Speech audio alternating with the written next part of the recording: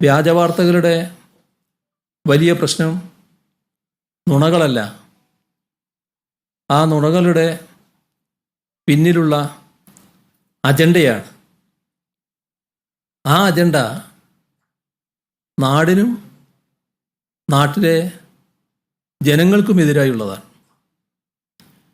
രാജ്യവും ലോകമാകെയും പ്രകീർത്തിക്കും വിധമാണ് വയനാട്ടിൽ രക്ഷാപ്രവർത്തനം നടത്താൻ നമുക്ക് കഴിഞ്ഞത്. വയനാട് ഉരുൾപൊട്ടൽ ദുരന്തത്തിൽ ഇരയായവർക്കും മരണപ്പെട്ടവരുടെ ആശ്രിതർക്കും എല്ലാ തരത്തിലുള്ള സഹായവും സർക്കാർ ചെയ്തു വരികയുമാണ്. ഇതിനോടകം ദുരന്തത്തിൽ മരണമടഞ്ഞവരുടെ ആശ്രിതരായ 131 കുടുംബങ്ങൾക്ക് 6 ലക്ഷം രൂപ വീതം നൽകി. SDRFൽ നിന്ന് 4 ലക്ഷം, CMDRFൽ നിന്ന് 2 ലക്ഷം വീതമാണ് നൽകിയത്. ഇതിനായി SDRFൽ നിന്ന് 5,24 ലക്ഷം രൂപയും CMDRFൽ നിന്ന് 2,62 ലക്ഷം രൂപയും ചെലവഴിച്ചു.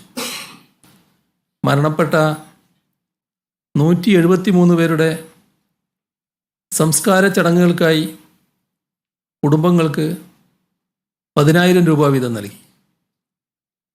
ദുരന്തത്തിൽ ഗുരുതരമായി പരിക്കേറ്റ് ഒരാഴ്ചയിൽ കൂടുതൽ ആശുപത്രിവാസം ആവശ്യമായി വന്ന 26 പേർക്ക് 17,16,000 രൂപ സഹായമായി നൽകി. ഈ 17,16,000-ൽ 4,16,000 രൂപ SDRFൽ നിന്നുള്ളതാണ്. ബാക്കി 13 ലക്ഷം CMDRFൽ നിന്നുമാണ് അനുവദിച്ചത്.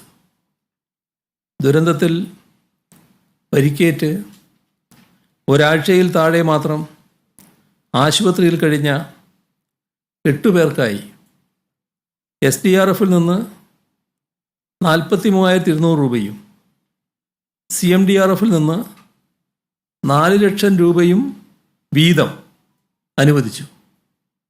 ആകെ 4,43,200 രൂപ ഈ ഇനത്തിൽ ചെലവഴിച്ചു.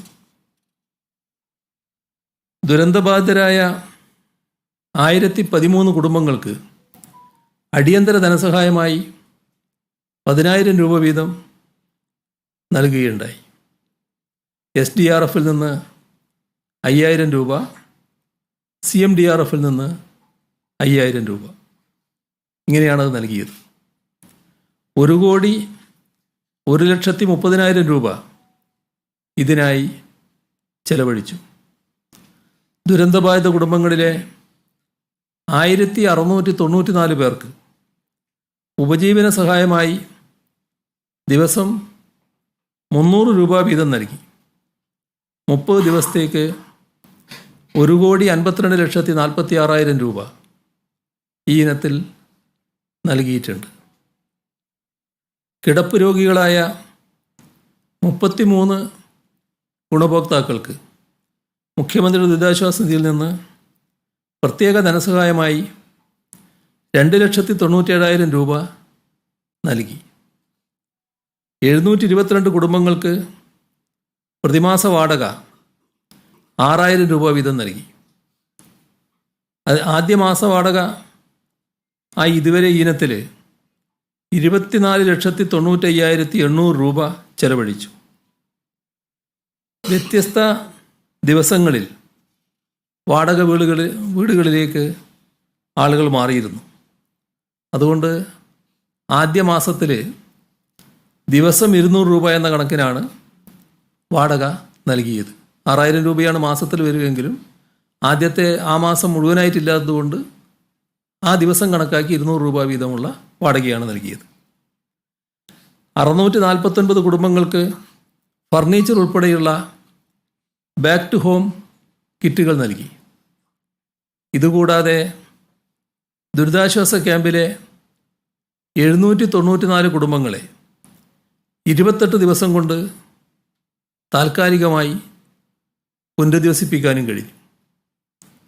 ഉരുൾപൊട്ടലിൽ തകർന്ന മുണ്ടക്കൈ സർക്കാർ LP സ്കൂളും വെള്ളാർമല സർക്കാർ വൊക്കേഷണൽ ഹയർ സെക്കൻഡറി സ്കൂളും മേപ്പാടിയിൽ താൽക്കാലികമായി തുറന്നു.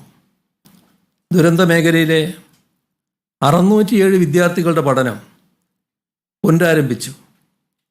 ദുരന്തത്തിൻ്റെ 50-ാം ദിവസം തേയിലത്തോട്ടങ്ങളിൽ ജോലി പുനരാരംഭിച്ചു. 4 മന്ത്രിമാരടങ്ങുന്ന മന്ത്രിസഭാ ഉപസമിതി തുടക്കം മുതൽ ദുരന്ത മേഖല കേന്ദ്രീകരിച്ച് പ്രവർത്തിച്ചു. ഒരു മന്ത്രി മുഴുവൻ സമയവും 50-ാം ദിവസം വരെ അവിടെ മേൽനോട്ടം വഹിച്ചുണ്ടായി. ഒരു തരത്തിലുമുള്ള ആക്ഷേപങ്ങൾക്ക് ഇട നൽകാതെയാണ് ഈ പ്രവർത്തനങ്ങൾ നടന്നത്. അതിന് എല്ലാ ഭാഗത്തു നിന്നും സഹകരണവും പിന്തുണയും ലഭിക്കുകയുമുണ്ടായി.